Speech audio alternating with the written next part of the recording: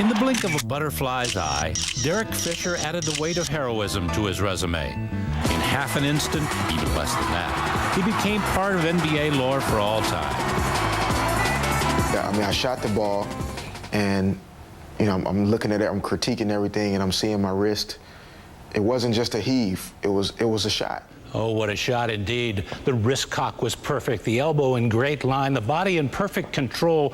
But then again, this was a shot that Derek Fisher had been working on probably since he was, about this tall, when he would follow his big brother into this high school gym in Little Rock, Arkansas, and emulate his every move. For Derek, it was just, twice as great because Dwayne played basketball, and that was something that Derek started at like 2 years old with a little Nerf set thing, and he just followed Dwayne in the basketball everywhere he went. Dwayne would be walking and Derek would be riding his little tricycle up and come in the gym, and both of them were gym rats. I come up gym, check on him, and Derek would be just soaking wet trying to pass the ball.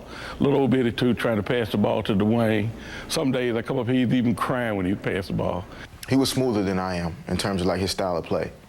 So I think like when I would imitate him or, try and do the things that he did, that's where like a lot of my form and technique and a lot of the smaller things I think would come from. Dwayne Washington, Derek's half-brother, older by a decade, spent a full 17 games in the NBA before drugs and alcohol drove him away. He played a season for the semi-pro Miami Tropics, a collection of banished, recovering addicts put together by John Lucas before signing up to play in Europe. A quote that John Lucas told me every day, no matter what, don't drink or don't drug. And if you do that, everything else will be fine. And I just felt like my brother is walking the exact same path and footsteps. I just want to make sure that he misses this particular hole.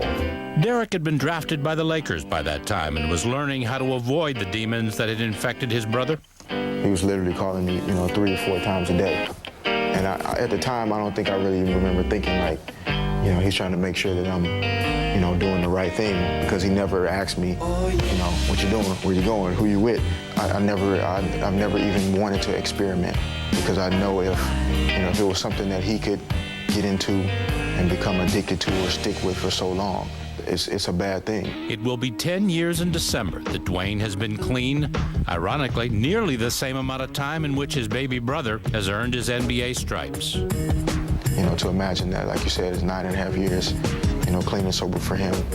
But going on 9 years that then my window of opportunity opened. Life has been great, but even before that shot, life was wonderful. The shot. That perfectly improbable, some say impossible shot will live forever, but it is just a moment in time, encapsulated in a lifetime of perspective. It could have gone to his head, but he's very humble and he's real sincere. And he's just Derek Fisher. That was meant to be, because I believe in good fortune, good luck, happens to good people. I believe in geometry. Everything happened at the right time. Right angle, right moment, right shot, right person handled it. It happened. That moment has now brought more spotlight to myself or to him or to our family, but then I think it brings more spotlight to the fact that you don't have to be 7 feet, or you don't have to be from New York or the playgrounds of Chicago or wherever. You can be from Little Rock and make history.